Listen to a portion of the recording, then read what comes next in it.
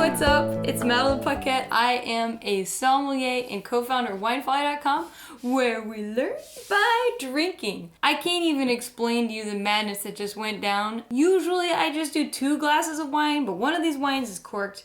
2 of them are probably Cabernet, one of them is Merlot, and I have no idea which one's which. So let's find the corked wine, and then we can try to figure out which one of these is Merlot and which one is Cabernet. Have you ever gotten a corked wine before?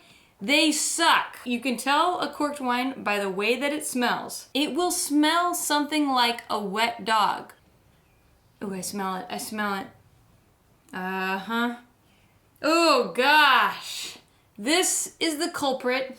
Cabernet versus Merlot. This is a wine comparison that boggles sommeliers at all levels, because the fact of the matter is Cabernet Sauvignon and Merlot are not that different. Merlot is actually a fantastic grape. The only problem with Merlot is it's not as appreciated as Cabernet, so people don't invest as much oak money, and thus we tend to have a lot of lower quality Merlot wines on the market. That being said, one of these wines is a fantastic Merlot, and the other one is a fantastic Cabernet. They're both from Napa Valley, and I'm going to try to figure out which one's which, and by God, I'm a little bit scared. Wine number 1. Let's take a look at the color. Holy crap! This sucker is dark. It is like bleedy black dark. It is a deep red. I cannot see through it. Legs-wise, thick and slow, baby. I would almost guess this wine is around 15% alcohol. It's like, whoa! Let's give him a sniff. Yes, there is a difference between cheap and expensive wine, and you'll know it as soon as you smell it. This wine smells like black cherries, a little bit of chocolate, but then it goes into all this other stuff. We're talking like graphite, a little bit of licorice, subtle notes of baked plums, and this almost funny floral characteristic reminds me of violets. Really pretty, overall complex, lots of flavors going on. Let's give it a taste.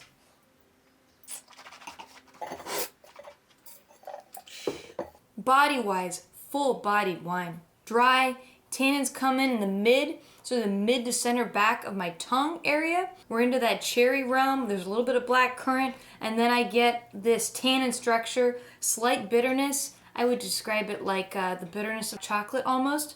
And then we've got these refined, super refined tannins. This wine is really rich, it's really intense, it's got a really great palate, and yeah, that alcohol, I feel it for sure in the back of my throat. It probably is high alcohol, but it doesn't overwhelm the flavor. Like, it's balanced, it's in there. This is a well-made wine. I'm sure that I'll drink more of that later, but before I do, let's talk about wine number 2. Wine number 2. Equally dark. Holy smokes. Jesus Lord.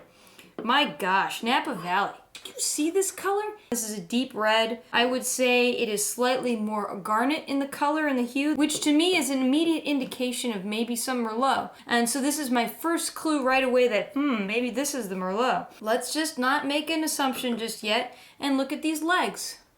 Oh man, lots of big long legs. So, my guess, this might be slightly lighter alcohol than the last wine. It's still pretty full, high alcohol level wine. Oh yeah, very different.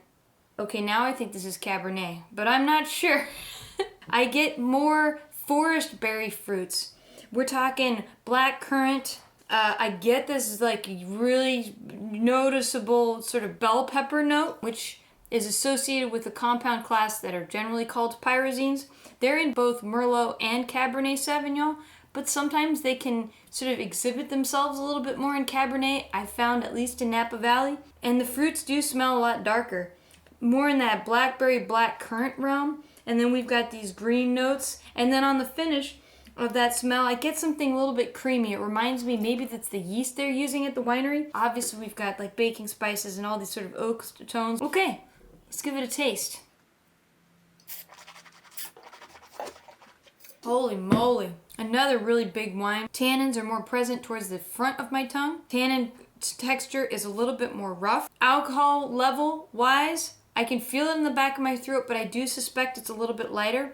Acidity seems slightly lower than the last wine. And, God, that burn is still there. I do get a lot more toasted sweet tobacco and oak overtones. The last one was super fruit dominant. And then this one's got a lot more tertiary flavors, those flavors of oak and aging that I was talking about. But now we're down to the conclusion. Which one's which? This is wine number 1 and this is wine number 2.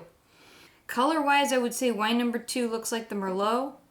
Nose-wise, I think that wine number 1 is the Merlot because it has more fruit-dominant flavors, particularly cherry, which I tend to get more on Merlot than I do on Cabernet. On the palate, I got more tannin, whatever this wine number 2 is. This one was a little bit softer, but that could have been a winemaking thing. All right, I'm gonna conclude here. I think that wine number 1 over here is the Merlot, and I think wine number 2 over here is the Cabernet Sauvignon. Time for the big reveal. Wine number 1 is a Cabernet Sauvignon. This is the Cabernet Sauvignon from Napa Valley by Gibbs. A whopping 14.7% ABV. Great tasting wine. I cannot believe this retails for $32. Wine number 2. This big ass wine with huge tannins ends up being the Schaefer Merlot 2014. 15.3% alcohol by volume. This is a massive wine. So, I think we can all conclude that you never know when it comes to Merlot. Until next time, have a great time tasting. This is Madeline. Peace out.